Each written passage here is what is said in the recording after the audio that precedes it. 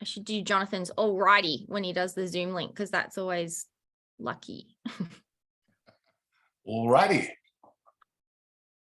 All right. Hang on. Here we go. Almost there. Done. Off you go. Mark, over to you. Hello. Hello, everybody. This is the Love Fest, and we are here to celebrate love in all its forms. And in some cases, if someone wants to have an anti-form, that's fine too. And today we're delighted to have Helen Ivory, Martin Figura, Tom Whalen, Lisa Brockwell, Paul Hetherington, Alice Pettway, Tim Fitz, Gloria, Mindock, and Gary Young join us to this celebration of love. And before we get to start with the feature, I'm just going to introduce my co-host Cassandra, who is an award-winning prose poet and an international expert on prose poetry. Cassandra's prose poetry is widely anthologized and has been translated into Japanese, Chinese, and Korean. She has published more than 30 books and is currently writing an illustrated book of prose poetry on the Hiroshima Maidens with funding from the Australia Council and the Victorian government. Cassandra co-wrote Prose Poetry, an Introduction, which is an amazing book out from Princeton U Press, and co-edited the Anthology of Australian Prose Poetry. Cassandra's commissioning editor for Westerly magazine and professor of writing and literature in Melbourne, Australia, which, by the way, I just saw on the New York Times list is like the 4th most expensive place in the world to live. Yeah. And things haven't been great for us since we were locked down for about 372 days in the pandemic and couldn't leave our apartments. But hey, that's all right, because we're liberated now. I have a short poem about having sex on a Ferris wheel. I thought that might be a good way to kind of start in Japan. And it's called Yomiuri Land. On the Ferris wheel, you pop a button on my long coat as you press your knee between my thighs. I hear the clink on the bottom of the carriage as the disc spins off the edge. We're a third of the way to the top, and shadows of spokes and struts snag on my body. With your houndstooth coat pulled up to your waist and my stockings binding my ankles, I free fall in your arms. Turning my head, I see the roller coaster climbing its track before catapulting into a cloudy sky. So, I know you've missed it. I've missed reading this bio. I just like occasionally at home read it to myself so that, it keeps me company. So please join in if you remember. I hope it will excite your kind of your memory cells. Mark Vincennes is an Anglo-Swiss American poet, a fiction writer, a translator, editor, publisher, designer, multi-genre artist, and musician. He has published over 30 books of poetry, translations, and fiction, including more recently, There Might Be a Moon or a Dog with Gazebo Books in Australia, 39 Wonders and Other Management Issues. Forthcoming collections are A Splash of Cave Paint with Spite and Dival, The Pearl Diver of Irunmani with White Pine Press, and The King of Prussia is Drunk on Stars. How good is that title? With Lavender Ink. Mark is also a prolific translator. He has translated from German, Romanian, and French. He has published 11 books of translations, most recently an Audible Blue Selected Poems 1963 to 2016 by award-winning Swiss poet and novelist, I know you know, it's Klaus Matz. His own work has been translated into many languages, including Japanese, Chinese, Russian, French, Italian, Romanian, Greek, German, Icelandic, and Pig Latin. He is currently working on a novel entitled The Age of Occasions. Vincennes is editor and publisher of Mad Hat Press and publisher of New American Writing. He's lived all over the world. Here we go, everyone. From Brazil to China to Iceland to India. He was born in, I hear you say, Matilda Hospital on the Peak in Hong Kong, but he now lives on a farm in rural Western Massachusetts overlooking Herman Melville's Greylock Mountain, Melville's inspiration for Moby Dick, where there are, I know you've been waiting like a month for this, more spongy moths, little crazy ants, and bee-like flower scarabs than people. Mark, what's a little spongy moth? Well, I think it speaks for itself, really, right? you can see this little sponge thing you like squeeze between your fingers, and there's like little sap runs out, and then it flies away. Ooh. Okay, sounds good. Doesn't that sound good? Yeah. You got a poem for us? You forgot about my new Esperanto translation that just came out. Yeah. Oh, really? Is it Yeah. good? Oh yeah, it's Esperanto. This is a love poem that I wrote for my wife, Miriam. It's called Warm Waters. Went to sleep for hours until I heard the footsteps in the hall downstairs.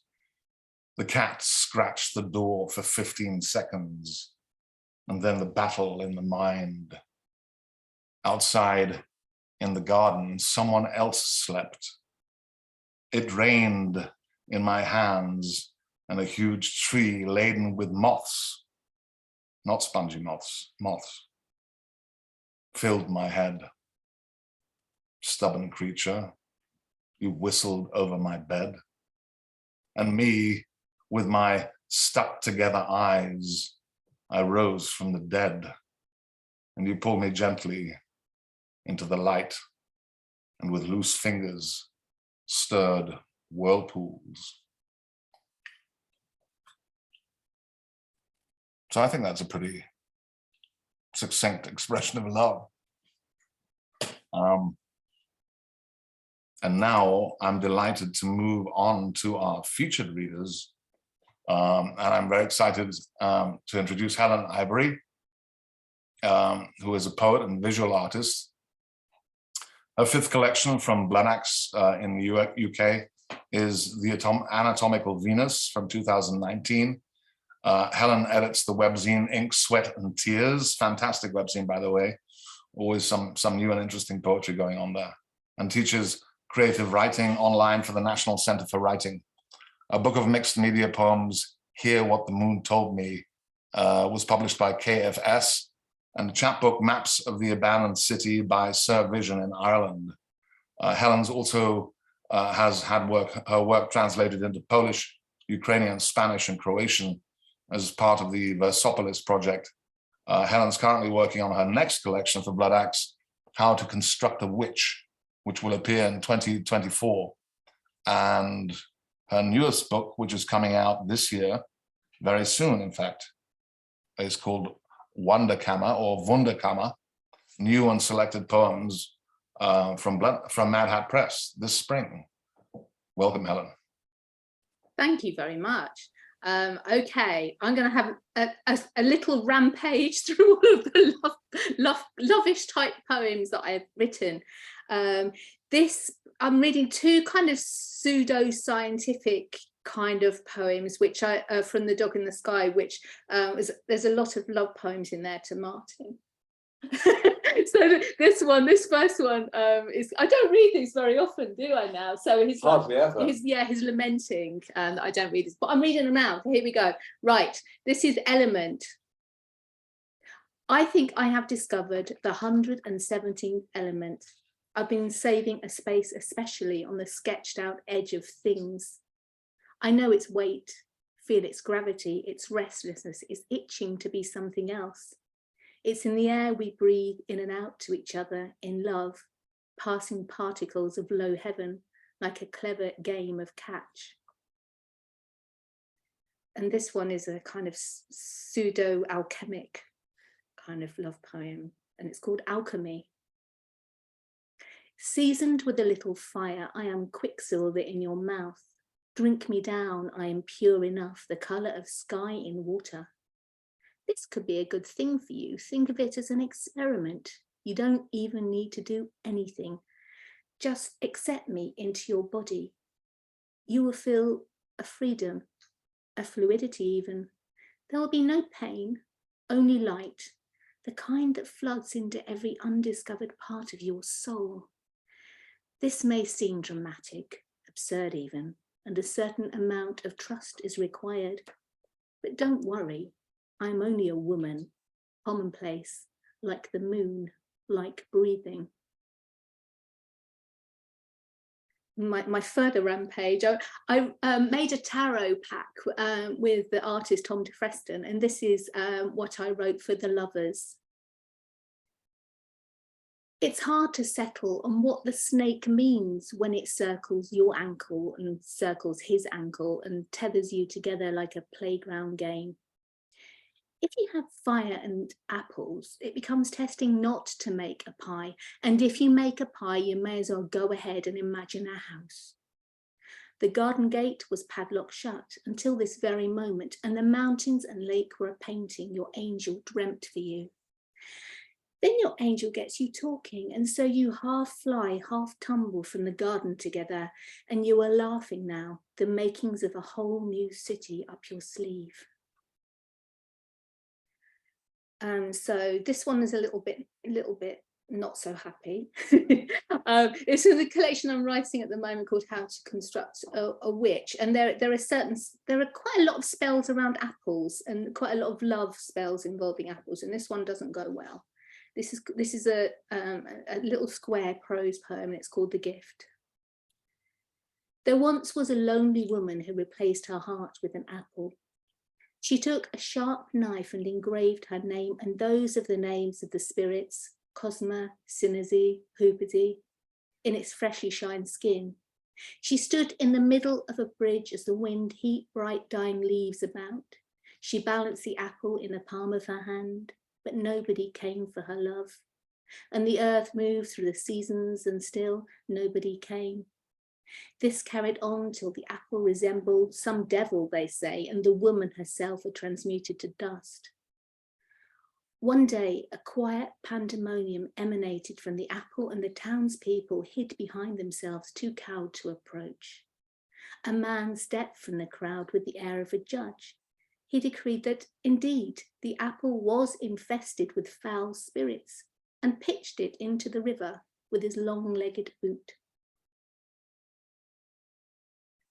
Another one of my, this is a kind of a slightly twisted love poem as well. I don't know if any of you seen The Witch, the 2015 film The Witch, but there's a talking goat in there called Black Phillip, and he says to Thomasin, she's had a horrible life, and he says to her, "Wouldst thou like to live deliciously?" And I think I would. Anyway, wouldst thou like to live deliciously? I have marked you at the gateway to the forest, inhaling the wild wood like medicine. And I have sent the most velvet of hairs as a gift of my heart to usher you from the burdensome world. You have been the pious daughter, washed your father's rags in the brook. Have you not earned enough of God's grace? Your parents bade you pray for light while heaping shadows round your character. Hearken as they brand you witch without a lick of proof. Come follow, I have such bounty for you. There was always a little bloodshed when a woman is born. Now, I don't think there's been enough poems written about the moon, so here's one. And it's kind of got love in it-ish, and desire and stuff in a twisty way. So more thoughts about the moon. Someone picked the moon to be your avatar, swooned upon your beauty. He invented the metaphor for the fulgent, unreachable conundrum of your presence. When he got a grip on gravity, blathered on about the heady dance of earth and moon in each other's gravitational pull. He'd set himself up as the earth, of course. His ardour in your maiden and your mother days was resolute, but as you waned, his word, he could only see the carrion, that old word for crone scraping dead flesh off the underpass. A goddess is a goddess is a goddess. Why rename her as she orbits you, O earth? And if she appears all dark of the moon, it is because your rotation is too fast. The moon's path around you is widening by the wingspan of a wood nymph moth each year. Perhaps it's time to take a hint. It seems she'd rather lay her bets on emptiness. Maybe I should change that to a spongy moth. A wingspan of a spongy moth each year, perhaps. I need to Google these things. Anyway, so I have one more of my poems to read, and then I'm going to read you another one by Kim Adenizio. So this one, well, in my research, this is kind of a love poem to the women that I've been researching, the women that have been murdered during the witch trials, and yeah. And this is another square prose poem. It's called The Waking. I have become one of those women who goes about with a rattan carriage, salvaging women buried at crossroads or planted out in the woods. One of those women who reconstructs bodies, replacing ligaments with wire, the kind who mixes her own blood with the earth to bring swell to their bones. The kind of woman who tarries with the devil in the naughty light of day. Why must we be occult? I hold up those rekindled women and we reel, we howl and we shoot our filthy mouths off. This is the Kim Addonizio poem For Desire, and this poem just feels so completely different to my voice. Well, it is, and I just I wanted the opposite a little bit, I think. You probably know this poem. For Desire. Give me the strongest cheese, the one that stinks best. And I want the good wine, the swirling crystal surrendering the bruised scent of blackberries or cherries, the rich spurt in the back of the throat, the holding it there before swallowing. Give me the lover who yanks open the door of his house and presses me to the wall in the dim hallway and keeps me there until I'm drenched and shaking, whose kisses arrive by the boatload and begin their delicious diaspora through the cities and small towns of my body. To hell with the saints, with martyrs of my childhood meant to instruct me in the power of endurance and faith. To hell with the next world, with its pallid angels swooning and sighing like Victorian girls. I want this world. I want to walk into the ocean and feel it trying to drag me along like I'm nothing but a broken bit of scratched glass. And I want to resist it. I want to go staggering and flailing my way through the bars and back rooms, the gleaming hotels and weedy lots of abandoned sunflowers and the parks where dogs are let off their leashes in spite of the signs, where they sniff each other and roll together in the grass. I want to lie down somewhere and suffer for love until it nearly kills me. And then I want to get up again and put on that little black dress and wait for you, yes you, to come over here and get down on your knees and tell me just how fucking good I look.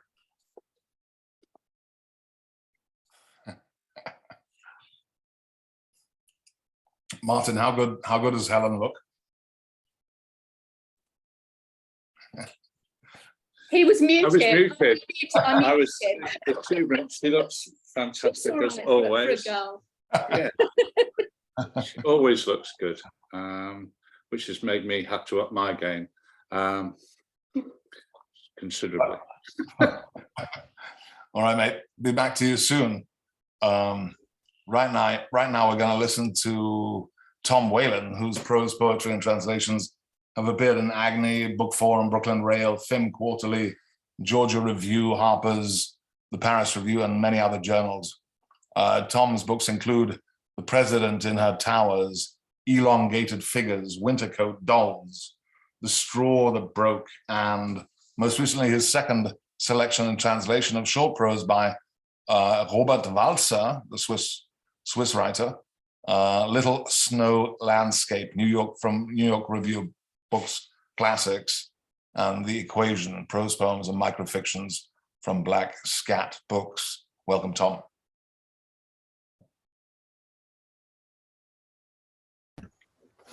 Thank you. Can you hear me? Absolutely. Good.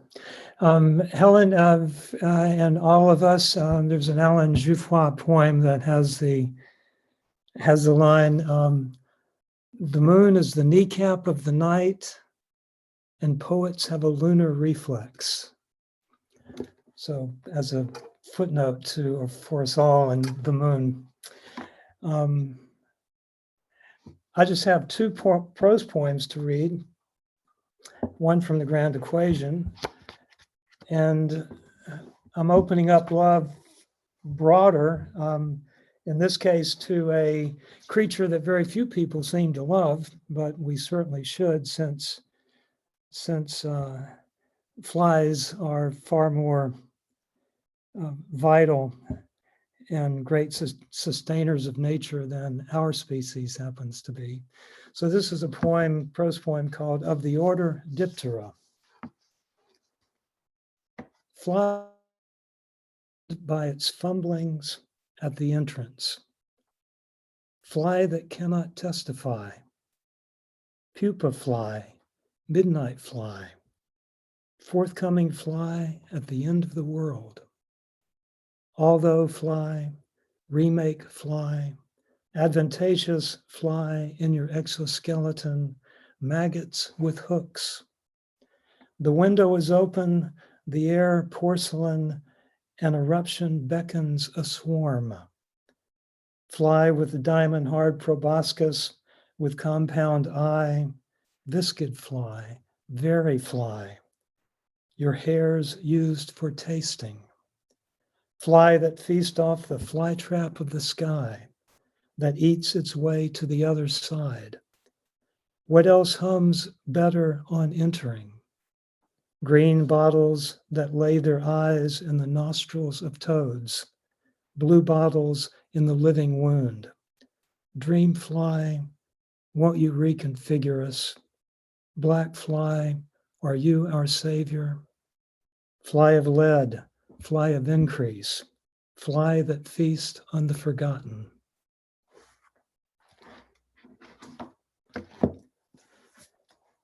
And then a little longer prose piece or prose poem by Wowzer. It's born in 1878, dies in 1956. This is from Selected Stories that came out initially with Farrar Straus in 1982. And the poem is Snowdrops from 1919. Snowdrops are these very small white flowers that show up at the end of winter or the beginning of spring. So they're in that border time. Snowdrops. I've just been writing a letter in which I announced that I had finished a novel with or without pain and distress, that the considerable manuscript was lying in my drawer ready to go with the title already in position and packing paper at hand for the work to be wrapped and sent in. Furthermore, I've purchased a new hat, which for the present I shall wear only on Sundays or when a visitor comes to me. Recently, a parson visited me. I found it nice and most proper that he did not look at all like a professional one. The parson told me of a lyrically gifted teacher. I intend to go before long on foot through the spring country to this person who instructs the village school children and writes verse as well. I find it beautiful and natural that a teacher should concern himself with higher things and have experience of the more profound sort. Yet on his account of his profession, he has to deal with something serious, with souls. Here I think of the wonderful Life of the Merry Schoolmaster Maria Voets of Owenthal, A Kind of Idol, a book or booklet by Jean Paul that I have read with delight I know not how often and will probably read again and again. The main point is that now the spring is just beginning again. So here and there I'll succeed in writing a pleasant sounding line of springtime verse. It's wonderful that now one need not think at all of heating. Thick winter coats will soon have outplayed their role. Everybody will be glad if he can go around and go about coatless. Thank God there are still things about which everyone is united and agrees nicely with one another. I have seen snowdrops in gardens and on the cart of a peasant woman who was driving to market. I wanted to buy a bouquet from her, but thought it not right for a robust man like me to ask for so tender a thing. They are sweet, these first shy announcers of something beloved by all the world. Everyone loves the thought that it will become spring. It is all a folk play, and the intrigue costs not a penny.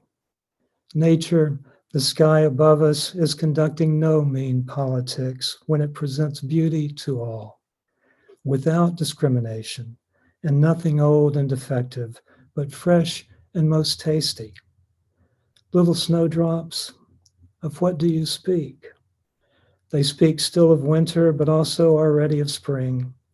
They speak of the past, but also saucily and merrily of the new. They speak of the cold, but also of something warmer. They speak of snow and at the same time of green, of burgeoning growth. They speak of this and that. They say, still in the shadows and on the hills lies a fair quantity of snow. But where the sun reaches, it has already melted away. Yet all sorts of hoarfrost may still come this way. April is not to be trusted, but what we wish will nevertheless win out. The warmth will assert itself everywhere. Snowdrops whisper all kinds of things. They bring back to mind Snow White, who in the mountains found a friendly welcome from the dwarfs.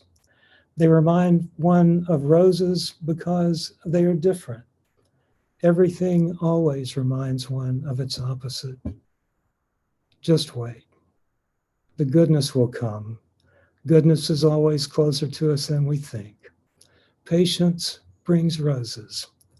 This old good saying occurred to me when recently I saw snowdrops. Thank you. Thank you, Tom. Next, we hear from Paul Hetherington, who is a professor of writing at the University of Canberra.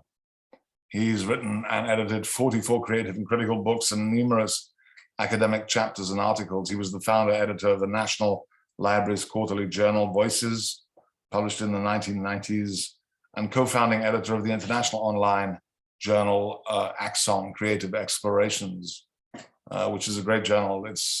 Check it out. He founded International Poetry Studies at his university in 2013, and also founded the International Prose Poetry Project in 2014.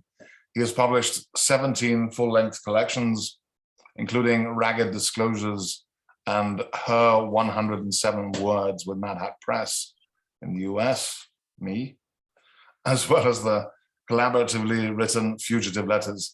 His poetry has appeared in more than 70 anthologies and has won or been nominated for more than 40 national, international awards and competitions, including 2 Pushcart nominations. With Cassandra Atherton, my co-host, he co-authored the monograph Prose Poetry, an Introduction, and co-edited the anthology of Australian prose poetry. Welcome, Paul. Thanks very much, Mark. Can you all hear me? I'm just going to share screen. Oh, host disabled participant screen sharing. Oh my God, are you deaf? When you joined, I said, did anyone want to share the screen? You must have been halfway through your glass of whiskey. I think I'm I allowed will. to say this to him because he's my co-author. I turned it on. I should be able to do it. I think you should be right now. John has enabled you. Okay. All right, thank you.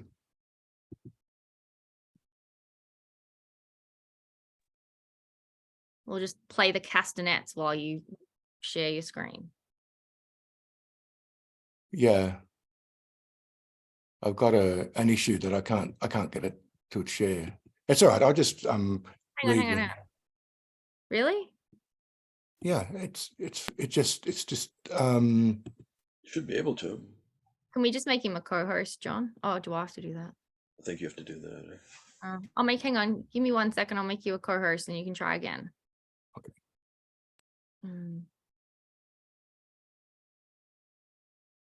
I can find you. Here you go. All right. Have another go. Yeah, it's got a.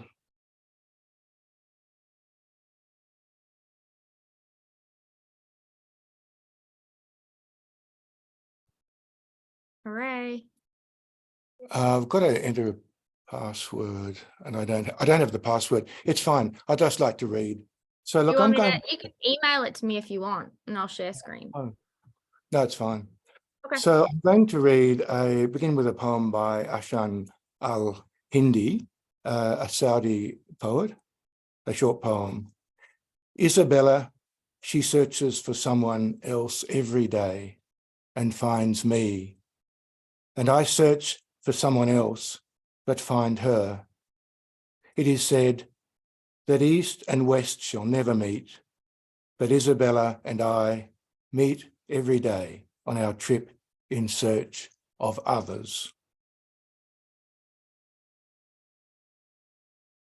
Now I want to read a sequence of poems today about an insomniac speaker who's desiring an absent lover, recollecting them in shifting and often lateral ways, and all the time aware of the clock and their own sleeplessness, unable to get their lover out of their mind. The words of the poem are surrounded by a weird sense of expanding and shifting space, which is supposed to reflect an insomniac's night thoughts. Those thoughts that, you know, an insomniac often lies within and is surrounded by. And I haven't been able to share the screen, but the poems sit, each of them, right in the center of the surrounding white space of the page. And it's called Sleeplessness. A taste, a shape, a town's pale square, triangle and spire, the tense inveigling of nagging midnight. Wine and slow words, washing a clock face, tonguings of feeling, lip and thigh as abstract presentiments, language's sketchy denotations, a high flecked window, light as a creek carousing on boulders. A poised second hand, an incipient speaking with mime's emphasis. The spoken as spear, that old word, love, and its question mark. The spoken steepening on stony slopes. Can we? Are we? The Minotaur's labyrinth as analogy for feeling, blood reaches of stars. Speaking taken in a gaping mouth against ideas of what can't be done. To climb and fall into single motion, turbulent hands gripping the climber. The stooping eternity of now and is. Syllables making no language. Syllables that language pursues. A breathed syllable crossing an earlobe. A furred caterpillar ignoring its burrow. The clock face and now, etched minutes and acid hours, this sleeplessness.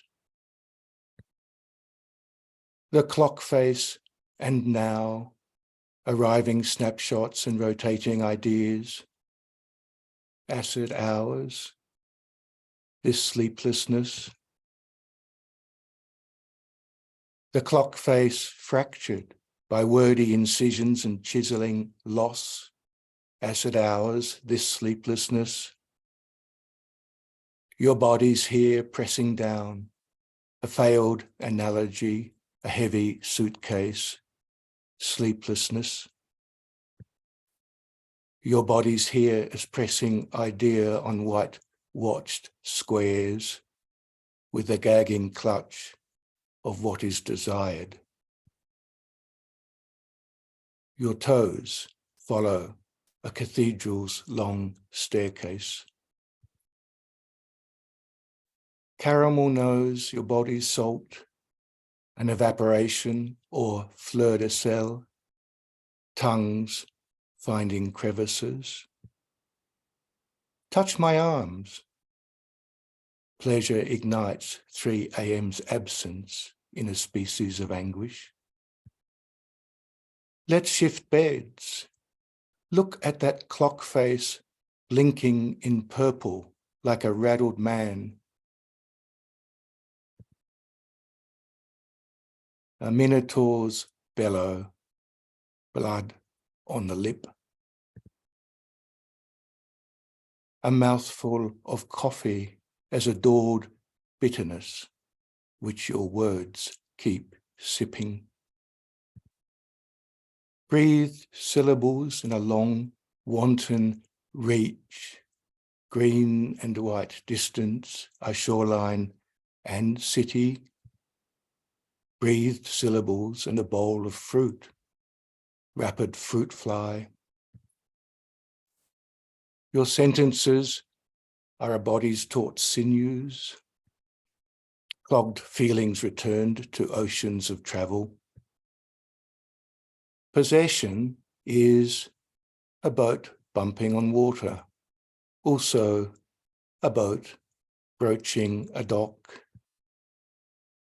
This weight of dropped years, a jetty, a diver. Sleeplessness amid throes of languor. Sleeplessness with a wide bed as harbour. Sleeplessness and tonight's bleaching vista.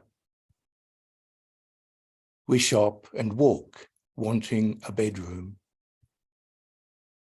The air's hands jostle, windows stare at an uplifted dress.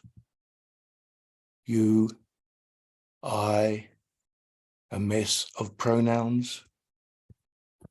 Syllables drop, bending you search, but do not retrieve them. My arm on your waist, your eyes travelling parsecs of distance. The cathedral congests with gargoyle belief as you reject adhesive surveillance. A word roams like a cat in a garden. It purrs at our feet. Lip and archway, lip and arrow. A kissing bow, a fletched wide mouth. We turn and you brush my upper thigh, a calligrapher's letter. This night would dream of a brazen room and the etching light of an ancient cup. We keep to shadows. We follow paths to paintings by Goya. You have me in hand, your words make a circle.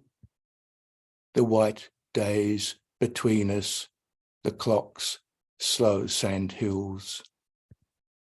Dreams where I meet you, a second hand's chiding. Now you traverse language's floodland. Light shatters the blind that carries your image. Syllables lie like discarded clothes. Thank you.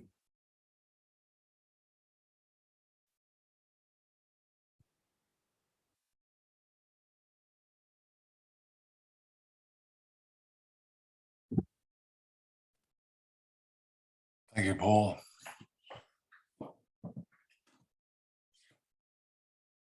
And next we hear from Martin Figura,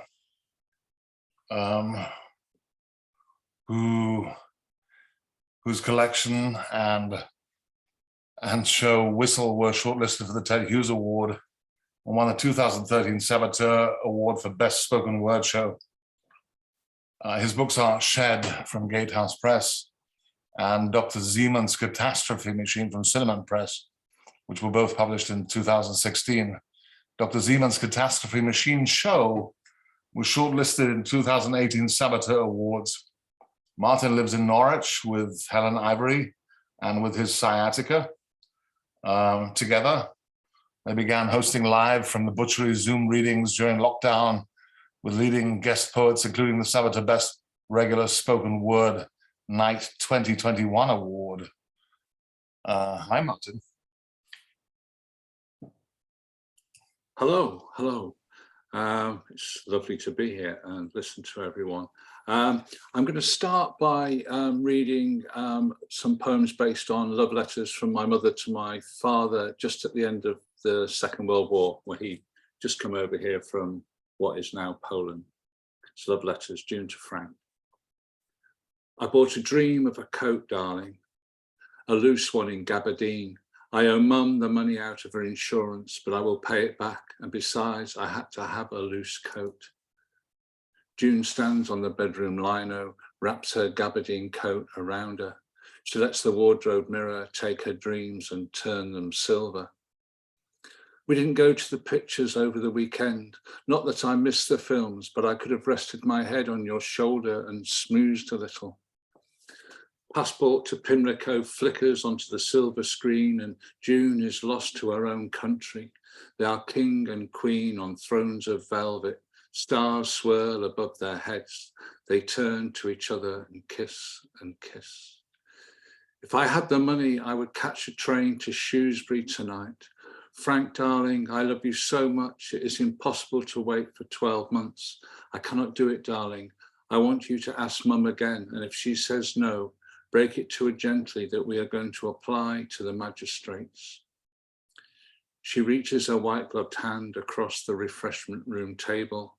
They don't notice the rain outside, nor the other couples parting and meeting.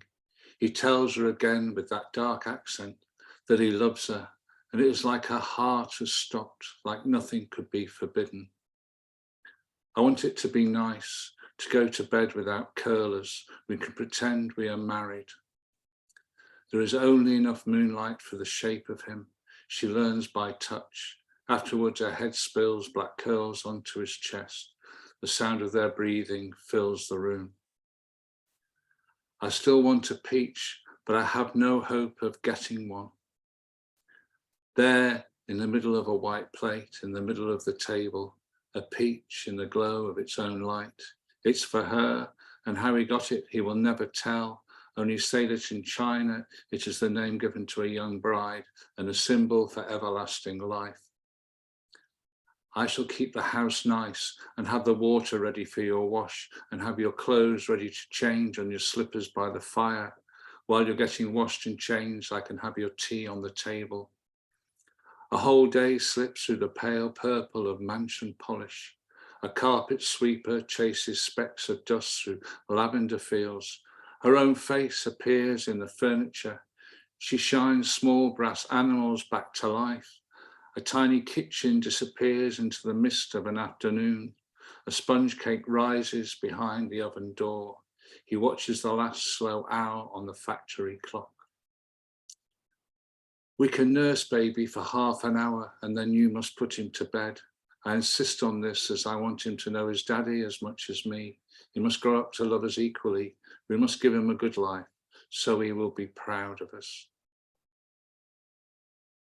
Thank you. This next one is Harold Wilson Rose Towards Bishop's Rock.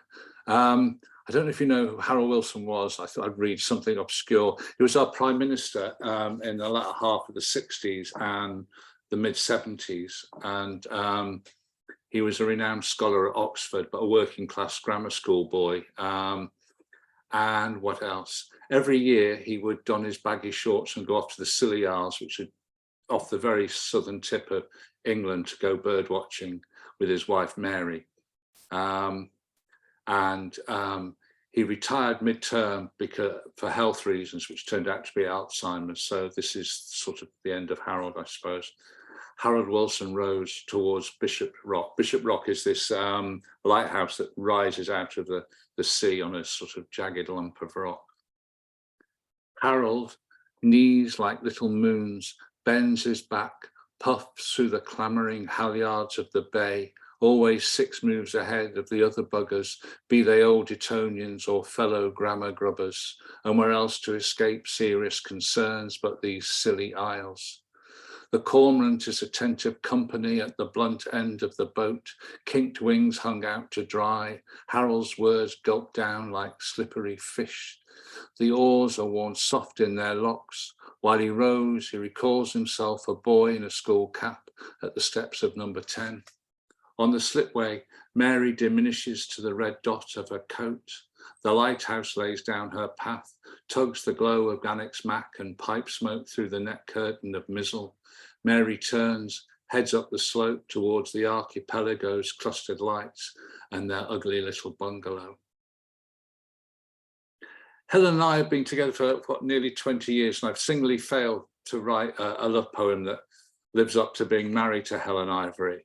But so I thought I'd compound that by reading a love poem to my first wife. So here it is. Married. It's been 20 years, so I suppose I should write you a love poem. Well, you're still here, and so am I, which is more than most.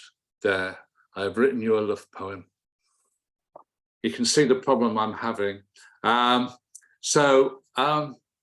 daughter Amy has had a series of lovers, and she has Down syndrome, which is a wonderful thing. There she is, look. She looks very generous, doesn't she, with that cake? But there's only one person ever going to eat that cake, and it wasn't anyone she was sort of presenting it to. So she's had a series of cartoon lovers all her life and continues to do so. And so this is Amy's lovers. It's not enough to love them. She must climb into their skins and wear them like pajamas. It's Fireman Sam just now, has been for a couple of years. She wanders that pyromaniacal valley town with matches in her backpack. She'll smoke out the hero inside herself, hits rewind again and again, can't get enough of his tune or his merchandise. It's as if Springfield never happened until 6 p.m. when she turns Sam off for Channel 4, taps her fingertips together and is Mr. Charles Montgomery Burns. She has his shaky walk down pat, mimics his villainous laugh while Sam pretends to polish his axe. He knows it's not the last Lothario though, but the next. Some new kid, all pixels on the big screen at the multiplex. A cheap toy with her Big Mac, then it's shopping for DVDs, utility belts and action figures, and his heart's a stone. Out west, Woody tips back his hat, squints through the haze of all the years since Shaggy turned up in his mystery machine and she began to dress in brown and green, left her sheriff badge to tarnish. But Woody was first and best and bides his time. Toy Stories 2 and 3 went by, but he's pretty sure when 4 comes out, she'll mosey into town wearing her cowskin waistcoat, shout, "Yee-haw, Woody," as if she's never been gone. And she did. So I'm going to finish by reading a poem by Ilya Kaminsky, the Ukrainian poet who I suppose everyone's aware of now since the war. And so I thought it would be good to read one of his poems from his book, Deaf Republic, which is an incredible book. This is it. So thanks very much for listening. And this is Ilya Kaminsky from his book, Deaf Republic. Before the war, we made a child. I kissed. Oh, I should say that if you've not seen him read, then it's worth looking up on YouTube. It's extraordinary, and I won't even begin to try and read like him. It's fantastic. So, before the war, we made a child. I kissed a woman whose freckles aroused the neighbors. She owned 2 pink nipples, which she displayed like medals for bravery. Her trembling lips meant, "Come to bed." Her hair, water falling in the middle of the conversation, meant, "Come to bed." I walked in my barbershop of thoughts. Yes, I thieved her off to bed on the chair of my hairy arms, but parted lips meant bite my parted lips, lying under the cool sheets. Sonia, the things we did. Thank you.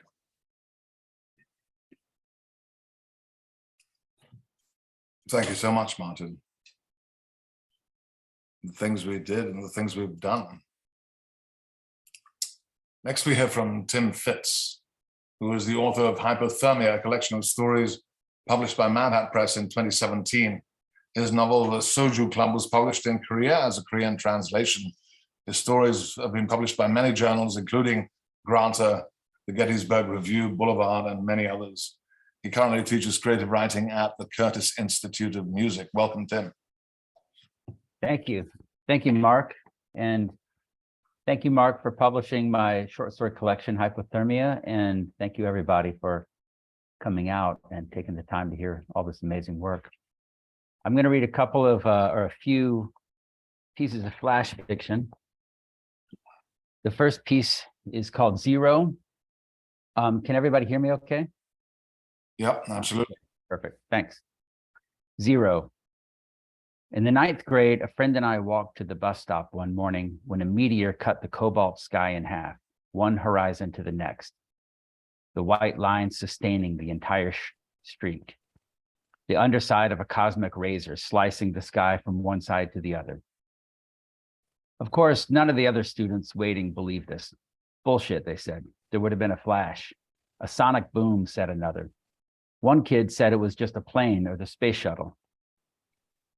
12 years later, a similar phenomenon occurred to me while walking home from work one morning in Seoul, Korea. The sound of a jet roared low, only several thousand feet above the ground. When I looked up, it was not a jet at all, but a missile. My heart started and I began to shout and notify people around me. In fact, I never found out what that was. Truth be told, I had just fallen in love. There's a tradition in Korea where when a woman has reached her critical point of devotion, she spontaneously presents you with song. Sure, we were only in the beginning phase of this affair, but I was on the verge. I could feel it, and I was eager to get home. The next piece is entitled Causeway. For some reason, the police in Dunedin, Florida, found the gathering of teenagers on the Honeymoon Island Causeway intolerable. We were drinking, sure, sometimes fighting or swimming out into the shark-infested waters, sometimes catching seabirds with our bare hands, but I could never figure out why they didn't just block off the road until we sobered up, make us walk the line before we drove home, plant seeds of goodwill along the way. The last time I had seen her was on the Causeway. I couldn't figure out if she was in love with me or if she just wanted me to leave her alone. But that night, she broke from her friends and approached me and my friends. She twirled a lock of hair between her fingers and ripped the chunk clean out. She didn't tear the hair in the middle, but stripped it from the scalp. Her eyes didn't even water. Here, she said, handing me the lock, then returned to her crowd. I put the lock of hair in my pocket and then in my guitar case that night when I got home. My sister found the lock months later in my desk. She thought it was a mouse. Even a few years later, you could see the little nubs of follicles on the tips of the lock of hair. They had dried and shrunk, but they were there. I probably still have that lock of hair around here, but after decades go by, you tend to lose things. The next piece is Joe's Car. Joe's Car, this is set in South Philly, about a quarter of a mile from our house. Joe's car. Joe's car took a beating. From the second-story window of her South Philadelphia row home, the woman tossed down her alarm clock, her shoes, her microwave oven, a box of money, a toaster, blender, and a comforter that floated so slowly after the other items did it seem to be traveling in slow motion. Watching the comforter descend gave you a sense of vertigo. All of the items pelted Joe's car.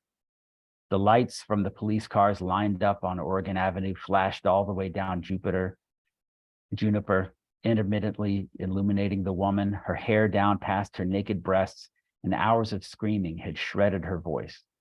The items lay all about Joe's car, his windshield spiderwebbed from the roof partially caved in. I knew it was Joe's car because every time she tossed her belongings down, the crowd shouted, "Oh, Joe's car."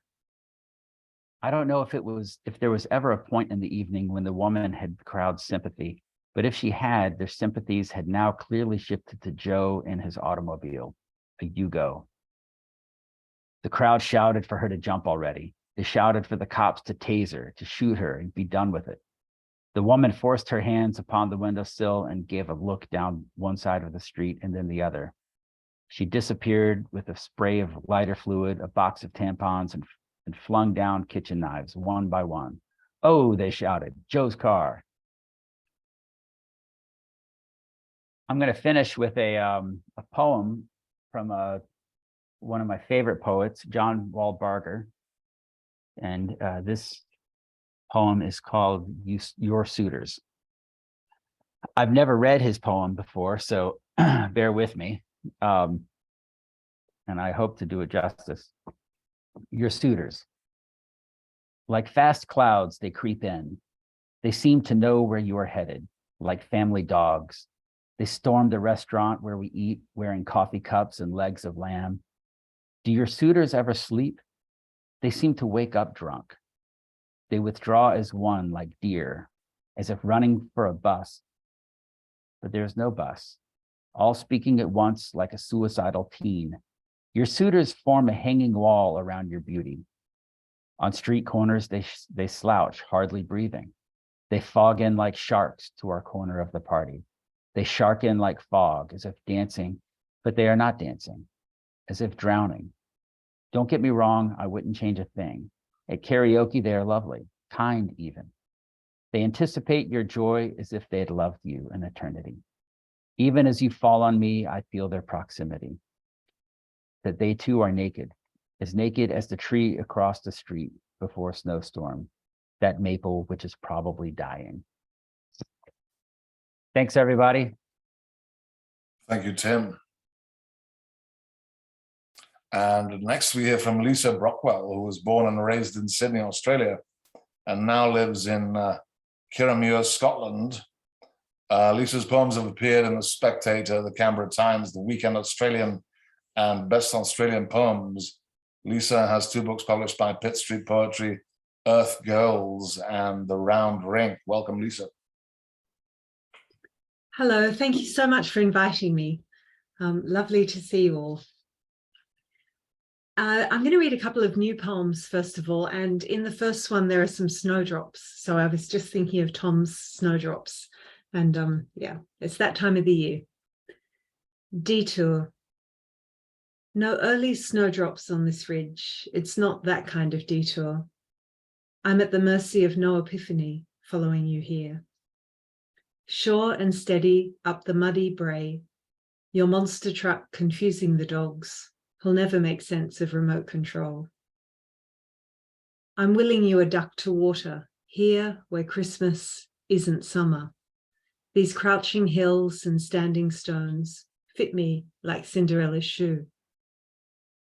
Patient in a queue of beech and elder, we look out over hard beds for new potatoes, up the Brecon Road, a ribbon spooling north. We'll drive out on it later and find you snow. Look, Mum, you'll say, turning in your seat. That's where you take the dogs. That's the way to your house. Right over there, right there. The door. The door was broken. You had to hold it shut with one foot while pulling down your jeans to pee. Drunk, 18, Erskineville pub, my first boyfriend singing along to Celtic punk, holding his schooner of Reshes.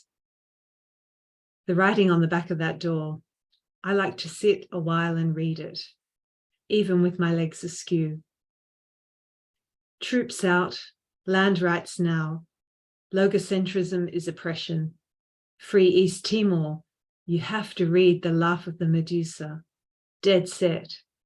Écriture féminine, your body is yours, take it. Written in gold by Sixu's latest disciples. Schoolgirls last year from suburbs on the North Shore, most of them known to each other. Nothing about Craig being a poofter or calling Sharon for a good time. I let the beer befuddle me, my body a danger. I swamped it with falafel and loose t-shirts. There are days I'm still holding that door, balancing this keyboard across those thighs, precarious and mine. And I'll just read a couple of poems from my latest book, The Round Ring. Can't find the camera. And this is the title poem, The Round Ring. I know what horse can mean in a woman's dream, knee deep in it right now. 2 years toil, riding the circle, keeping on the circle, a slow minute hand without the gift of touch. I have worn a dirt track through the grass, a scuffed patch in my heart, and yet my hips remain as tight as a jackknife. I make no progress. The dictionary's no help. Scrolling the screen makes me dizzy. I forget to breathe, forget to move. I come outside to mix the horse's food. In this way, I perfect my fear. I'm no longer that loose-limbed girl, fresh off the boat, itching to canter. Spring is crouching near, wielding her smug truncheon all over again.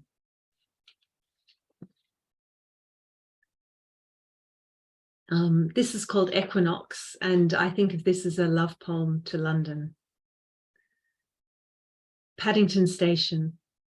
On my way from the taxi to that combination of doors opening, public upholstery, doors closing, keystrokes, eye contact, skin color, aerodynamics, and good luck that will carry me back, I stop halfway down the ramp.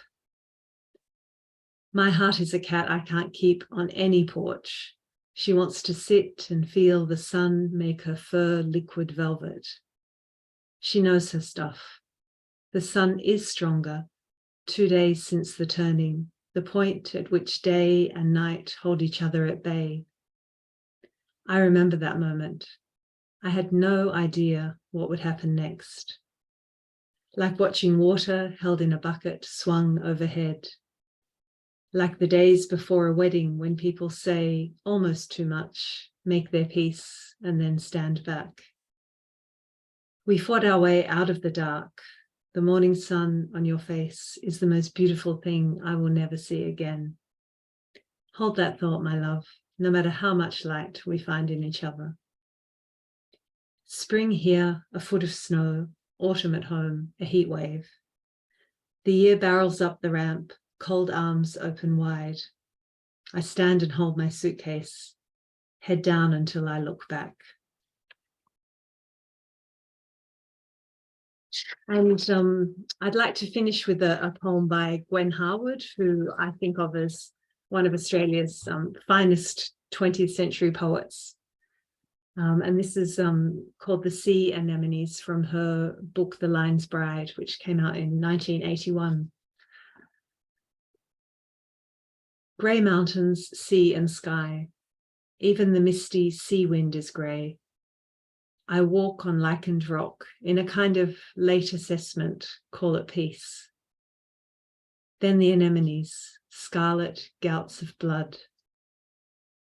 There is a word I need, and the earth was speaking. I cannot hear. These sea flowers are too bright. Kneeling on rock, I touch them through cold water. My fingers meet some hungering gentleness. A newborn child's lips move so at my breast. I woke once with my palm across your mouth. The word is ever. Why add salt to salt? Blood drop by drop among the rocks they shine. Animos, wind, the spirit where it will. Not flowers, no, animals that must eat or die. Thank you.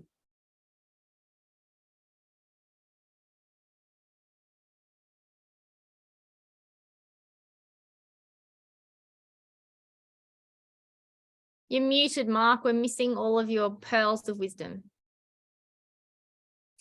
Oh dear. Let's start again. Next we hear from Alice Pettway, who is the author of The Time of Hunger, Moth, Station Lights, and Dawn Chorus, forthcoming from Salmon. Her poetry has appeared in Agony, The Bitter Oleander, Colorado Review, Poet Law Rattle, River Styx, The Southern Review, Threepenny Review, and many other respected publications.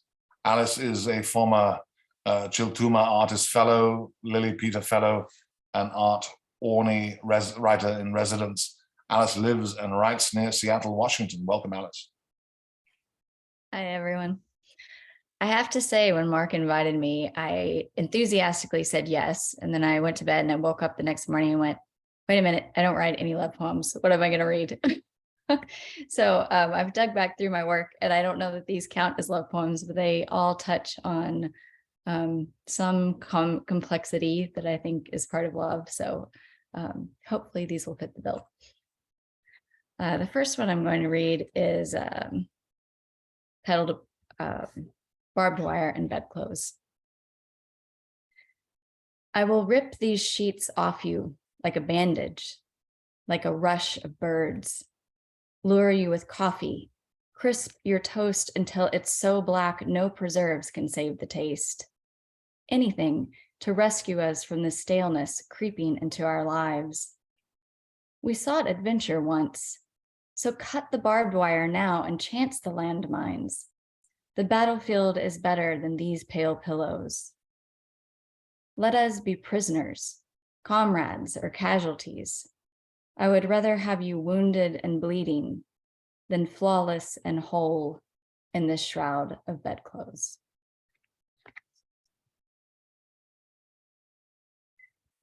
This next one I'm going to read, my husband and I, we've been together for a long time, pushing 25 years at this point, and we made the wild decision in our early 30s to sell everything we owned, including a house, and join the Peace Corps, which was an incredible experience. And this poem was written when we had first arrived at our home, which was in a small rural town in Mozambique with no electricity, and the night was very much darker than I was used to. After sunset. Kerosene burns the night, and still Orion fights across the flattened sky, his figure thick with shy stars, moth holes eaten in the dark batting that settles, a cotton weight choking the mangoes and sand. We avoid the night, then embrace it, our breath hot and thick around our sticky bodies.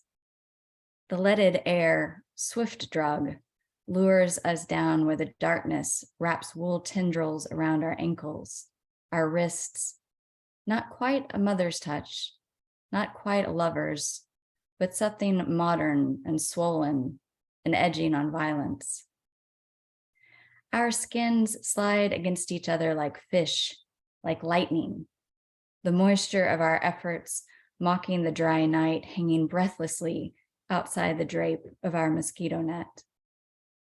In our town of no lamps, of shadow bushes and mamba stems, we are spell makers, curanderos. We are magic. Okay, well, Mark said it early on, and I'm going to do it. I'm going to be the one to read the breakup poem. It is the flip side of all this, so I'm just going to do it. This one is To My Lover and His Shovel. Sing me your grasshopper lullaby, grub in the dirt you buried me in the day I forgot how to scream. Sprinkle your rose hips and sage down where the soil is moist and virile, damp with the sweat dripping between my breasts. My scent will still creep from the den to crush its teeth into your chest, satisfy its feral curiosity with your heart. I lie quiet.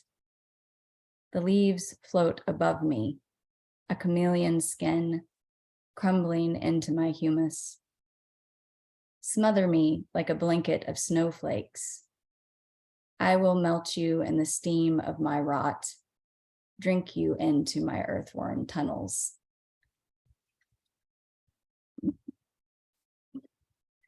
Okay, I'm gonna move us to Shanghai. I'm sure you're probably getting the idea at this point. I've moved around a lot, and my poems kind of tend to follow me around the world inevitably. This one is titled Shanghai. This morning, you mistook the teapot for a shoe. Understandable in this city where transubstantiation is no more divine than washwater tossed on the street.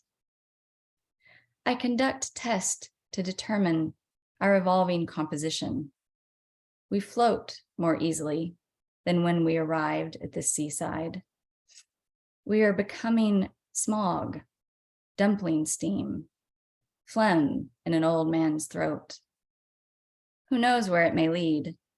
Maybe one morning I will be the shoe and you the teapot. Our neighbors will carry us home finally. I would like that. You on the stove, me by the door, each of us sure of purpose and place. Okay. This is the last one I have for you. Like I said, I dug through and there wasn't actually a lot about love there, but this one is my shortest poem ever. It is quite short, and I think it is the truest love poem, so I saved it for last. It's titled Lovers in January. She buttons him around her like an old coat. Thank you so much, everyone.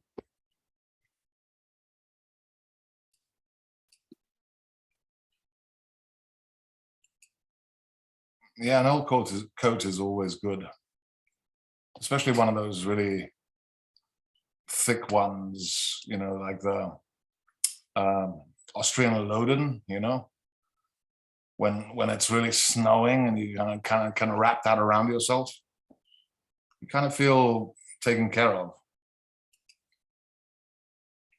And we're going to be taken care of right now because Gary Young is about to read for us.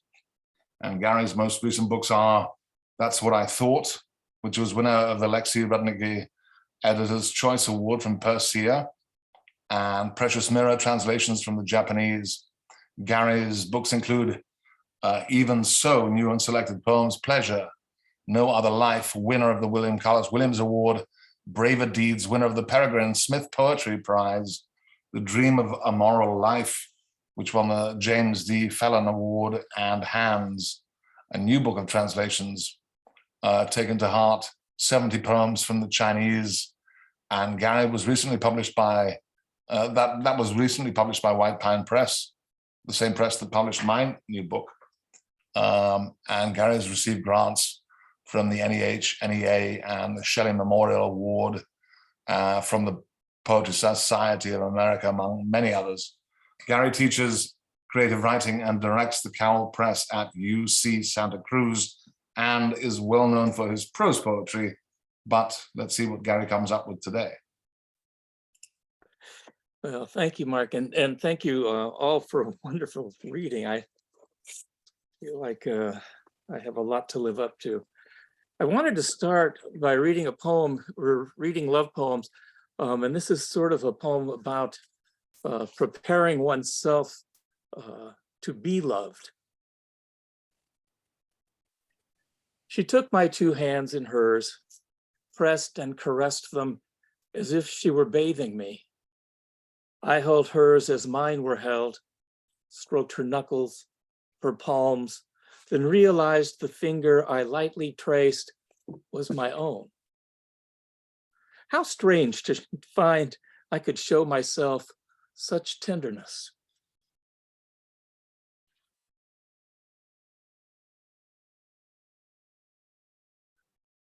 This is an epithalamion.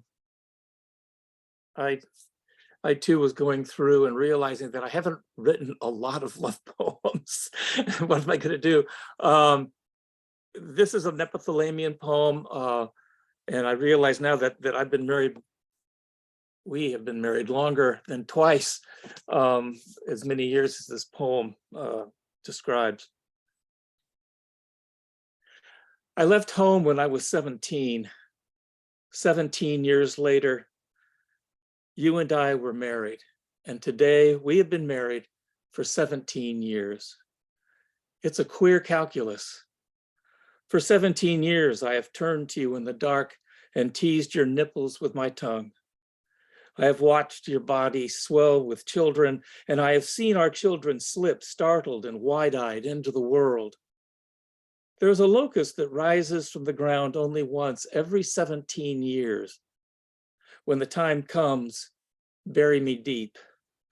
It's only love that's held me here this long. And even in the grave, I'll want you in my bones.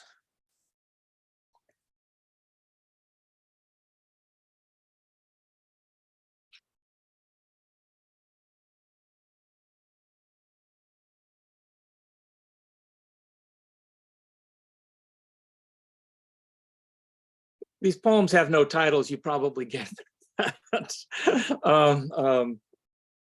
So I'm just going to move right into another one here.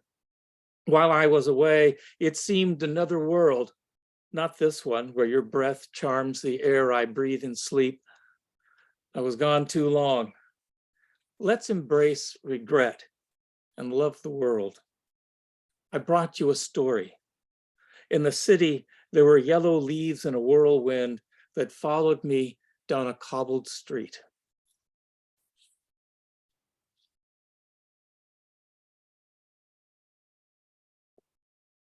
One thing about sexual desire is that it can bleed. The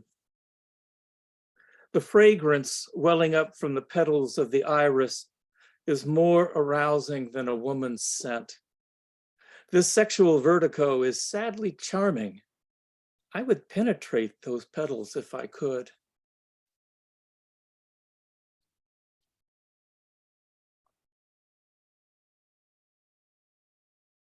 Exhausted by the day and late to bed, we were eager for sleep, but grazed each other carelessly.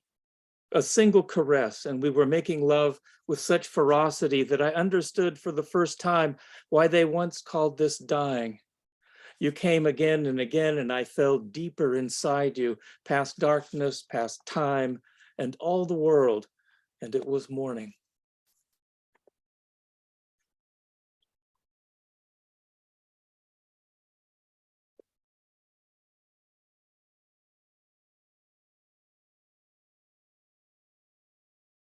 This is a poem about the end of a love affair. I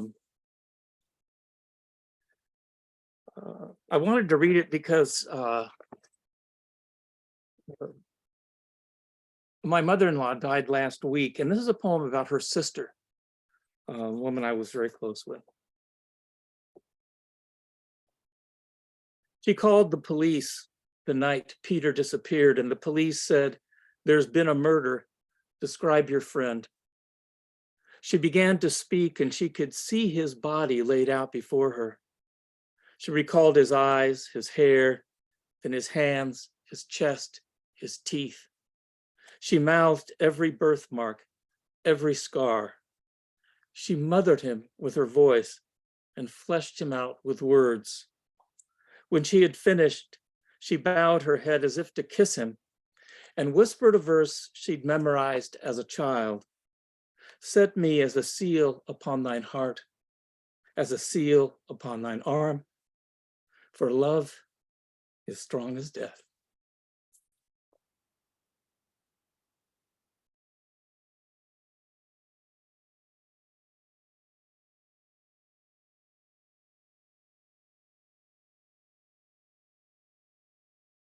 So I'll read, let me see what time we've got. A couple of poems from my latest book.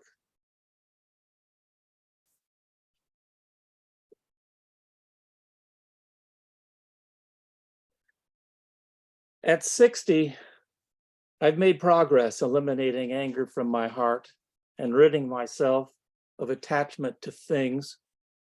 I have freed my mind of troubling thoughts and foolish distractions, but I cannot seem to cure myself of lust. I suffer every affection, pleasant colors, smooth skin, soothing voices. To tame these passions, a sutra suggests that we meditate on the body's impurities, feces, urine, smeared blood, scorched bones, or imagine being devoured by wild animals. I have tried.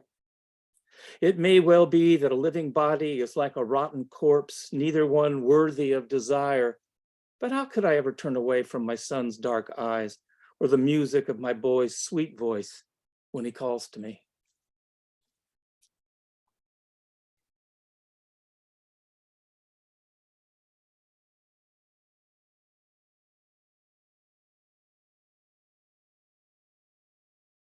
I'll read two more short poems. So I live in the woods in Northern California. You can kind of see them through the window, surrounded by redwood trees. Our house sits above Mill Creek, which flows to the San Vicente and empties into the cold Pacific. A small stream flows from a pond just uphill from us and joins the larger stream below. It's too small to have a name, but we could call it Granite Falls, or Wild Iris, Steep Water, or Little Spring. I like Four Souls Creek. I'll have to think about it. The name should be beautiful. The stream encircles us, and this is the water that we drink.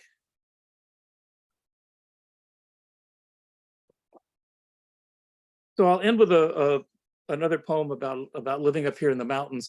I've been up here for well over 40 years and built all the houses on the property and my studio and kind of entrenched here. After these last storms and after the last fire, I'm starting to scratch my head and wonder why I stay here, but it's a habit, I guess. Our life is one catastrophe after another. Disaster dogs us. I'm the luckiest man alive, and you know what that means. Earthquakes, landslides, falling trees, wind, rain, rising waters, and fire. What the hell? We survive. The coyotes are screaming on the other side of the field. It's a strange music. The stars are out. It's lovely here. And like the world, I marry you every day. Thank you.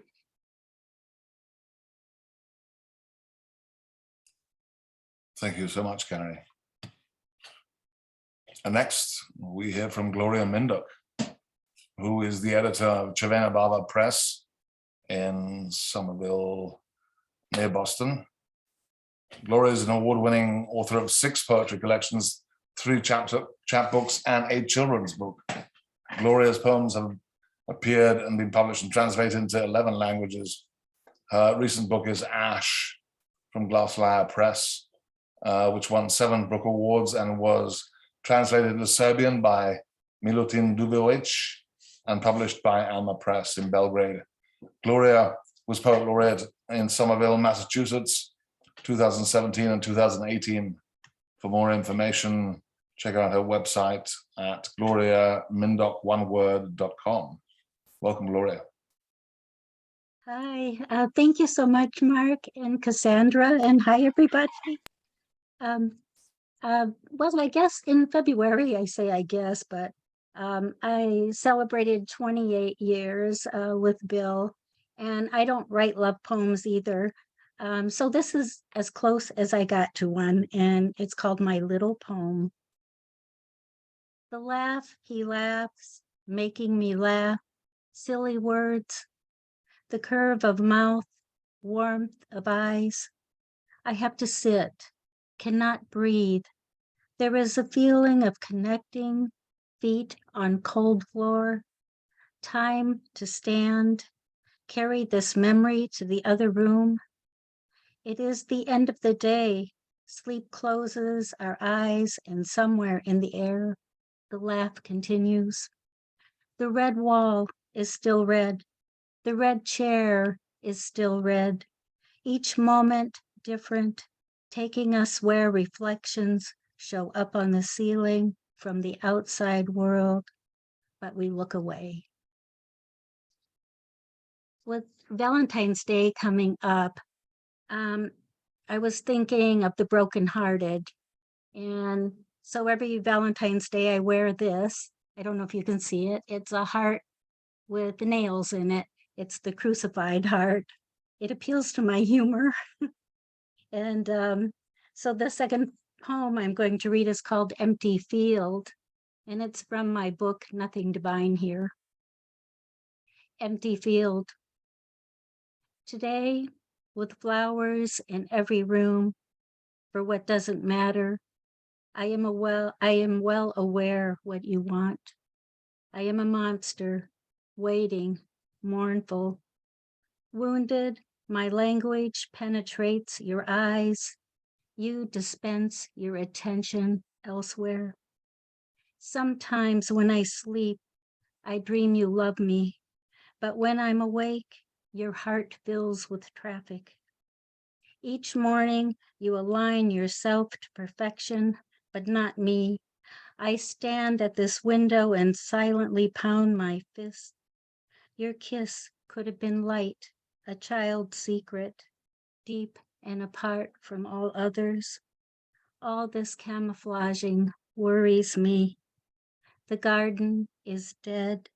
The shadows are single. And I would like to read some poems by Pablo Neruda. And it's translated, the poems I'm going to read by Stephen Tapscott. And this is the book, 100 Love Sonnets. Some of you probably own this book in your library. And they have no titles, so I'll just pause in between. Love, from seed to seed, from planet to planet, the wind with its net through the darkening nations, war with its bloody shoes, or even the day with a thorny night. Wherever we went, islands or bridges or flags, there were the violins of the fleeting autumn, bullet-laced. Happiness echoing at the rim of the wineglass, sorrow detaining us with its lesson of tears. Through all those republics, the wind whipped its arrogant pavilions, its glacial hair. It would return the flowers later to their work. But no withering autumn ever touched us. In our stable place, a love sprouted, grew, as rightfully empowered as the dew.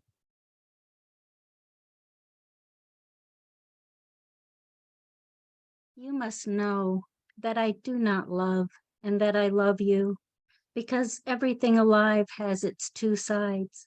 A word is one wing of the silence. Fire has its cold half. I love you in order to begin to love you, to start infinity again and never to stop loving you. That's why I do not love you yet. I love you and I do not love you, as if I held keys in my hand to a future of joy, a wretched muddled fate. My love has two lives. In order to love you, that's why I love you when I do not love you, and also why I love you when I do.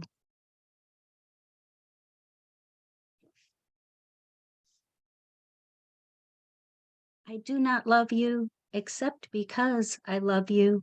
I go from loving to not loving you, from waiting to not waiting for you. My heart moves from the cold into the fire. I love you only because it's you I love. I hate you no end, and hating you bend to you. And the measure of my changing love for you is that I do not see you but love you blindly. Maybe the January light will consume my heart with its cruel ray, stealing my key to true calm. In this part of the story, I am the one who dies, the only one, and I will die of love because I love you, because I love you, love in fire and in blood. And the last one I'm going to read, it goes like this. I thought I was dying. I felt the cold up close and knew from all my life I left only you behind. My earthly day and night were your mouth, your skin, the republic my kisses founded. In that instant, the book stopped, and friendship, treasures restfully amassed. the transparent house that you and I built, everything dropped away except your eyes. Because while life harasses us, love is only a wave taller than other waves. But oh, when death comes knocking at the gate, there is only your glance against so much emptiness, only your light against extinction, only your love to shut out the shadows. Thanks. Thank you, Gloria. Wonderful.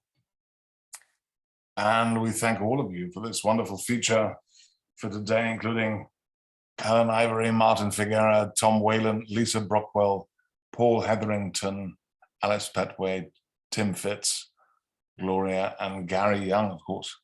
And don't forget, tomorrow we have another day of the celebration of love, which includes Alison Adele Hedge-Coke, Suzanne Buffin, Anne Vickery, Oz Hardwick, Dean Nuxie, Patricia Carrigan, Karina Van Berkham, Virginia Bell, and Philip Nikolaev. So please join us tomorrow as well, same time, same bat channel. And yeah, we're all feeling full of love, aren't we? What do you think, Cassandra? Yeah, I'm in love with a spongy moth. That's a quote for the evening. Sponge early. I have a few people on the open, which I'm excited about. Our favorite wombat lover and world traveler, John Wessex, is going to kick us off for the open mic. I'm reading his new manuscript called Anti-Stories, which is fabulous. And I have missed him being in my head the last few weeks. So, John, please kick us off with something very Wessex-ish. Clutter.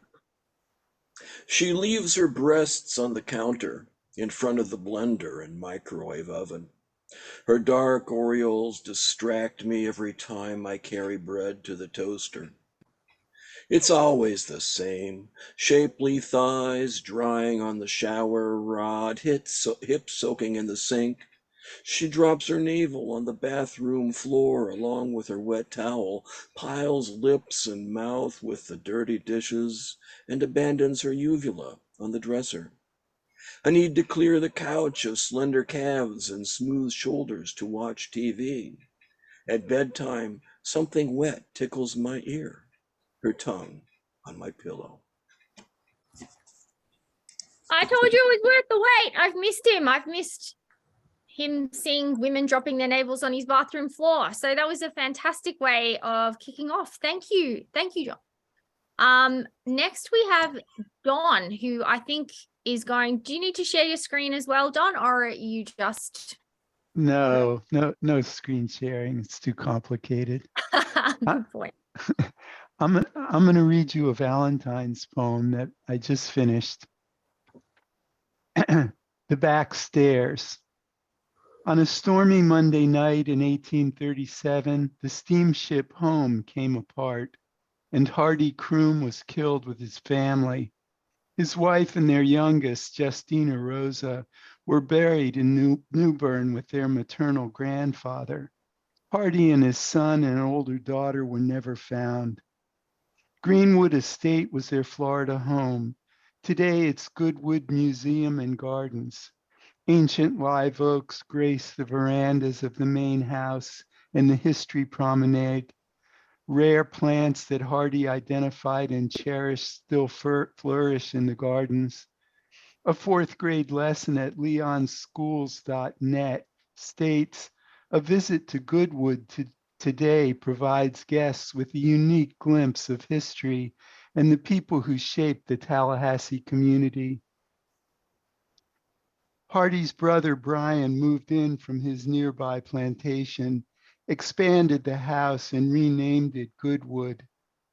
In 1850, he owned 120 people and had $105,000 cash. In 1860, he had 50 people and $130,000 cash. He bought war bonds and fought for Alabama. In 1870, he had 3,000 cash and lived near 3 other Croom families he had likely owned. His Evelina died that year. In 1858, Henrietta sold Goodwood to a cotton broker from New York. $23,500 with interest at the rate of 8%. The sale included 1,750 acres, more or less, and Sam, Dolly, Ron, Mary, Jane, Celia, Easter, Parker, Daniel, Lucy, Old Lucy, Henry, Mary, Letty, Maria, Ben, Lena, Shirley, George, Patsy, Mary, Louisa, Harris, Nancy, Will, Rachel, Ted, Godfrey, William, Simmy, George, Rose, Noah, Jonas, Farabee, Moses, Seeley, Matthew, Alfred, and Letty, together with the future issue and increase of the females thereof. A month before, Brian had transferred 186 people to Henrietta for $10. She had 20 adult women and 42,000 cash in 1860. She must have sold the men and kids. The generations who worked at Goodwood, who are leased out to others, are long gone. So too their quarters and graves. Come tour the main house for $12. You will marvel at the Baroque mirrors and clocks, the frescoed ceilings and black marble fireplaces, the mahogany staircase, shipped from Europe along with the artisan who made it, the servant bell calls in the first floor sitting room, the dining room, and upstairs too. Like Downton Abbey, though long ago, you will hear of the back stairs, used by the servants to bring breakfast on fine china from the basement. You will see the high canopied master bed, the step stool with hidden chamber pot, the ancient wooden cradle at the foot of the bed. Several outbuildings have been renovated and are available to rent for business meetings, weddings, and baby showers. Come take pictures and walk the gorgeous grounds for free during office hours. Forget the past and share the joy of your wedding this Valentine's Day on the main lawn, courtesy of the Croom Plantation and Leon County Clerk, Gwen Marshall. That's the back stairs.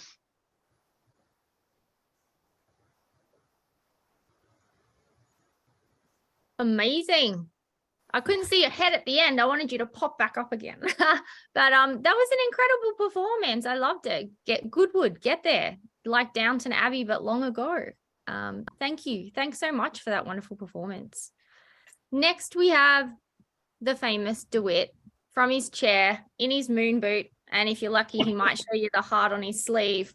He's got it all happening today for Valentine's Day. DeWitt, what have you got for us? Let's see, I guess you'd call it a celebration of food poem. My Australian friend wrote an ode to Ninish tarts to celebrate her local pastry with its yin-yang, chocolate icing and jam filling, but also perhaps to celebrate tarts as complicated women. While cannibals may eat their kind, even vegans tease each other's appetites of body, soul, and mind. Hungering, we look into our meals as if beloved, salivate over a real dish. Condemn man's wish for final meal. Imagination fails. How about a Big Mac? I recall my mother's roast beef, the charred outside with spices and juice, the smell of its roasting, pink within, roast potatoes glazed with gravy.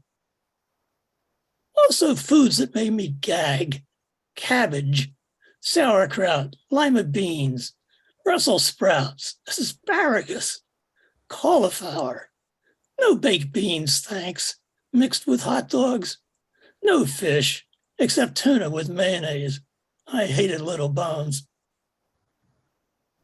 Nutrition or entertainment? Junk food plays on weaknesses, love for sugar, salt, and fat. Our taste buds tuned to blare.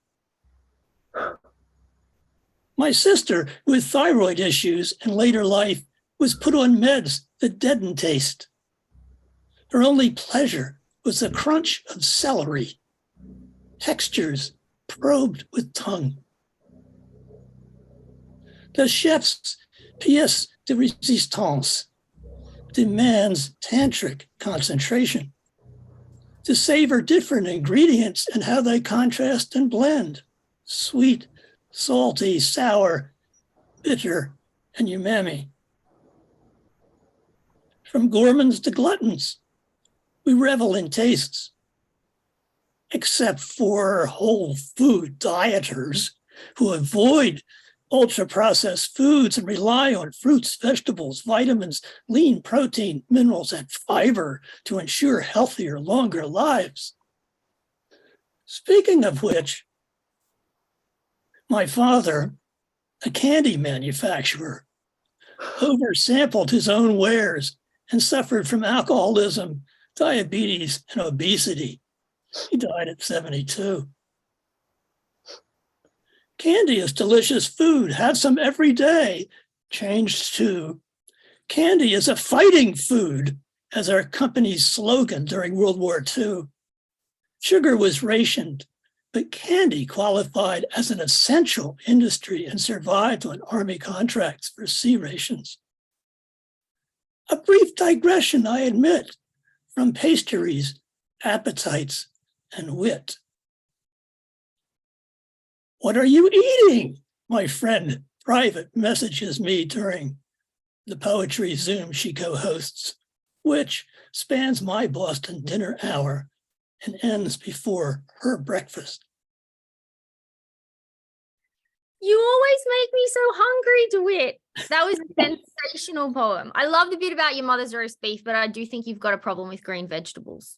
But otherwise, no, that was fantastic. And yes, you should all try a Neenish tart someday because they're pretty delicious, maybe even for breakfast. Next, we have Linda, who's down the road from Mark and always has something thought-provoking for us in Open Mic. Linda. Hello. I'm enjoying the weekend of love so far. And this poem is a short one called Falling. In or out, whatever. The intervals between smile and breath, where the intermittent pauses reveal your visage, and a metronome counts the times you said I love you, while yearning persists, causes limbs to tremble, heartbeats stagger, until both hearts palpitate and sink. There is no rational reason for it all. All you wanted was to place your ear against my rib cage, feel the pulse of blood rush through, place your hands in my silken hair along my jawline, caress the part of my lips where tongue reveals its sensuality, ask the burning question, were we too much, too soon? That's wow, it. that was hot. Place your ear against my rib cage. I love all of those metaphors for the metronome and the beating heart. Awesome. Thank you, Linda. You're welcome. Next, we have Karen. Karen always reads us something pretty phenomenal, so no pressure. But Karen, you're up next. I'm reading a short one. It's called On a Beach Night. Necks boasting around each other like doves. The forest of his pants stretching. Fumbled snaps. No shooting star but the moon nodding approval between passing clouds. The ocean before us licking our toes. That's it. Oh, that was so good. The forest of his pants stretching. Now there's a line. I love that. Thank you, Karen. You are an amazing poet. I love having you in open mics. And I also love having Kurt. Kurt is up next. He's read for us once before. super professional. Pat.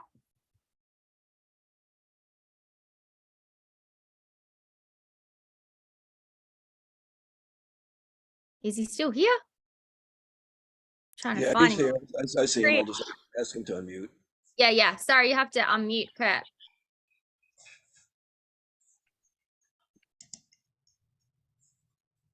You've still got your little mute button on. Yay, it's off. Oh, no, it's back on again. Unmute again. Try one more time. There, can Yes. you hear me? Yes, I perfectly. apologize. I was just trying The to. lighting. The lighting's gorgeous. You're super purple. I was trying to reach for an inhaler. Thank you for letting me read tonight.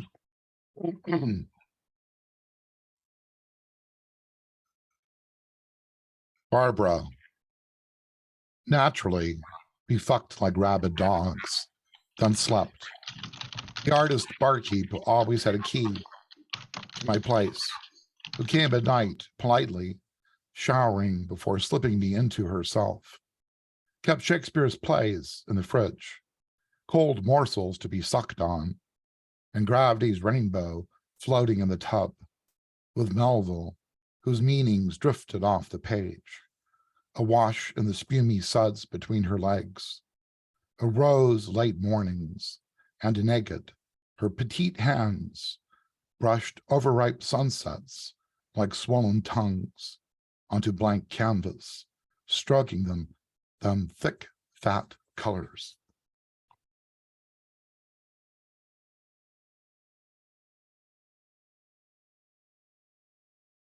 Sculpting. The cost of involvement is you get involved, and there she is, and you're her painting, garden, her kitchen, things on her desk at the office, and she's looking how it's all arranged, your colors, the smell of your herbs, why your dishes aren't put away, are your pencils sharpened. Then she sees carrots need planting, the rhubarb must go, suddenly you need new dishes.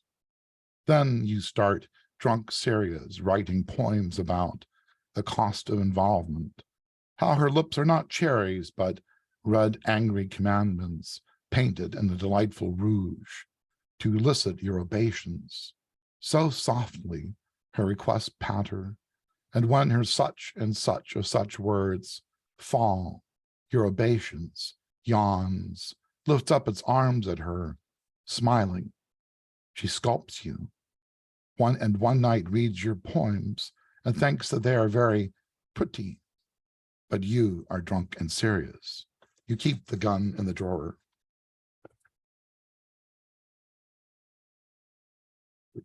Let's see.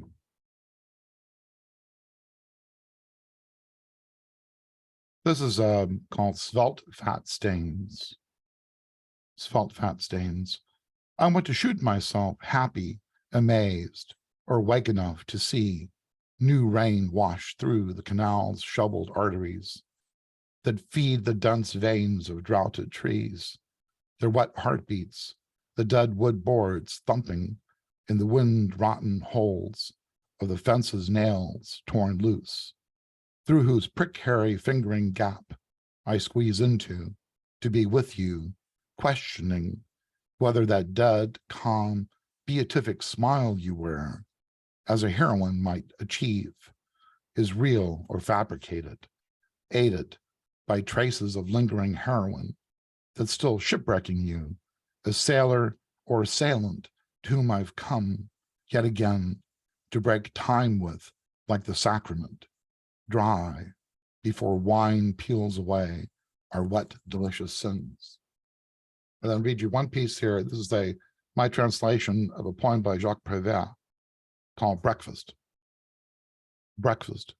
He pours coffee into the cup. He pours milk into the cup of coffee.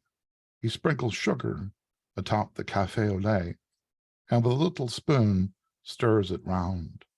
He finishes his café au lait. He reposes cup in saucer. Without one word to me, he lights up a cigarette. He blows round rings of smoke. He taps ash into the ashtray. Without speaking to me, without noticing me. He gets up. He puts hat on head. He puts a raincoat on. Because it is raining. Departing, he leaves me, turning into rain. Not one word, never looking at me. And I place my head, raining into the ground of my hands, and I cry. Thank you. What a beautiful reading of some really sensual poems. And with your background and your lighting, you look like you're on the inside of a snow globe. And I love snow globes. They look fantastic. But any poem that begins with "we fucked like rabbits," fine by me. Absolutely love it. Thank you for contributing. Next, we have two left. We have the two people you've been waiting for, because you know I always put them on penultimate and last. And so we have badass poet Cindy Hockman, who's going to give us something alliterative. I can feel it. It's going to be fantastic. Sin, I can't hear you. Well, here we are. I have an alliterative L poem for love, but I'm going to do it tomorrow. So you all better show up tomorrow. The reason I'm doing it tomorrow is because nothing says love like collaboration. And I know Bob is going to do a collab from our book. So this is my collaborative book with Bob Heeman. It's called The Number 5 is Always Suspect. It's from a line that I just made up in the poem. And it was published by Pressa Press. And it's got love in it. Because I love all of you and I love Bob. And this was really one of the best lip balms ever. And I've been to every one of them. Okay. Love is not a fruit, is not a fish, is not a handful of water. Love can be fluid or dry or bloody. It can be called by many names. It can be written in granite or the vanishing sand of the beach. Love is the rocks, is the fin of the whale, is the machine that measures the passing time, which is heard as the clock's hand sweeps across each hour. Sometimes love rushes by more quickly than time itself, as we get swept up in lust's undertow. I knew Cassandra would look up when I said lust. Love is not a jar of jam, not the description of a magnet, not the page you just read in the book of love that remains too difficult to understand. Thank you. Love, love, love. Everyone loved that, Cindy. I loved it. I love the fin of the whale. That's my fave bit, but I did love all of it. And I can't wait to see what you read tomorrow. But to finish, open mic. Cindy said she loves Bob. We love Bob. He's in his kitchen, his dish rag, approximately the same spot, different dish rag. But he's going to finish lip balm with something that's going to blow your mind. Bob. Actually, this is another poem from the collaborations that Cindy and I did together, sort of following the pattern of the first. Love is not a pen, is not a cat, is not a wagon full of peaches. Love often comes with a caravan of kisses, but you have to lift up the tarp carefully at first. A pen is sometimes love, and so is a cat, but the peaches are usually just peaches. Sometimes we mix apples and oranges, and once in a while we confuse them with a metaphor. Then we wait for our metaphors to morph into poems, but sometimes our poems only resemble peaches. And peaches, like love, are not always sweet, and sometimes they're not even real. Love is not a peach, it's not a mirage, but if you're lucky, you'll get to take a bite. Love that. My goodness. Yeah, sorry, what were you going to say? And that's another collaboration between Cindy and I. Yeah, you two are super cute, honestly. I loved how those connected for the last two. And Bob, your poems are definitely peaches. And they're not just peaches that are peaches, they're actual beautiful peaches. So over to Mark to end our first show. And I'm hungry, like I'm super hungry now. Like I want a Ninish tart with some peaches and everything else. Whipped cream, few anchovies. Thank you so much, everyone, today for this wonderful celebration of love, including Helen Ivory, Tom Whalen, Paul Hetherington, Martin Figura, Tim Fitz, Lisa Brockwell, Alice Pettway, Gary Young, and Gloria Mindock. What a show we have had today. And don't forget, tomorrow we have another show exactly the same time with Alison Adele Hedgecoke, Susan Buffum, Anne Vickery, Oz Hardwick, Dean Nurksey, Patricia Carrigan, Karina Van Berkem, Virginia Bell, and Philip Nikolaev. So please do join us for that as well. And just to close out, I decided, you know, everyone's read sort of a kind of sexy love poems. No one's really read a love poem about, you know, their mother or father or something like that. So here's one for my mother. And it's called The Meaning of, which is totally open, of course. So it could be the meaning of life, the meaning of, you know, the meaning of life, Monty Python, you know. Anyway, here it is. The meaning of. In love with statues, pictures of faces moving into the moonlight, that strange reaction echoing, stirring the seeds of a glossy memory where the strong sense of sweat and strife squat in the dark, and childish happiness lingers like a torn piece of cloth on a hook or a nail that once held an image of your own face, stoic, steady, sullen. The mind slips into its cells, where the future is part of the old view.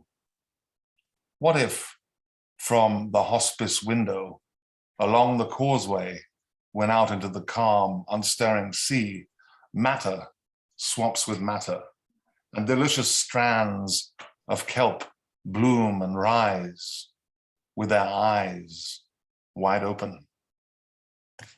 Thank you, everybody, for a wonderful, wonderful lip balm. I hope to see you tomorrow, and lots of love, and have a fantastic weekend. And yeah, let's have lots of love tomorrow again. Kisses. Love you guys. Thank you. Love, sex, and poetry. Yeah, right. And whiskey. And whiskey for breakfast. Brought the bottle up. Yeah. Should have a whiskey lip balm where everyone has to drink whiskey, no matter what time of day it is. Yeah, okay. Or whether they like it or Whether not. they like it or not, yeah. Have to drink. It's just the rule. We'll just make a rule. Hey, I've got a poem. 7:03 here in New York. I've got a poem about whiskey, Cassandra. So, yeah, we could do some poems about whiskey as well. Yeah, okay. The whiskey lip balm. I'll tell Mark. We'll schedule it. Maybe we'll have to make it an alcohol lip balm so that the gin lovers are okay. Yeah, maybe all different kinds of alcohol as well. I don't know. Yeah, I love a cocktail. I can color Yeah, coordinate with a cocktail. Yeah, for sure. Absolutely. Yeah. See you all tomorrow, beautiful people. Moonshine. See ya.